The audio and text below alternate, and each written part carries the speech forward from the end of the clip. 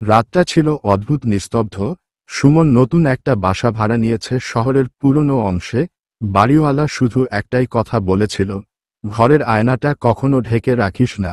সুমন পাত্তা দেয়নি, ভেবেছিল বুড়ো মানুষদের বাজে কুসংস্কার। প্রথম রাতেই আয়নার সামনে বসে নিজেকে দেখল, কিন্তু নিজের পেছনে যেন কারো ছায়া নড়ছে। সে ঘুরে তাকালো, কেউ নেই। আবার আয়নায় তাকাতেই ছায়াটা থেমে গেল, কিন্তু এখন সেটা তার পেছনে নয়, ঠিক আয়নার ভেতর দাঁড়িয়ে আছে, ধীরে ধীরে এগিয়ে আসছে। ভয় পেয়ে সুমন চাদর টেনে আয়নাটা ঢেকে দিল।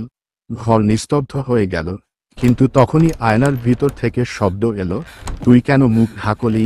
চাদরটা কাঁপছে, নিচে থেকে একটা হাত বের হয়ে আসছে।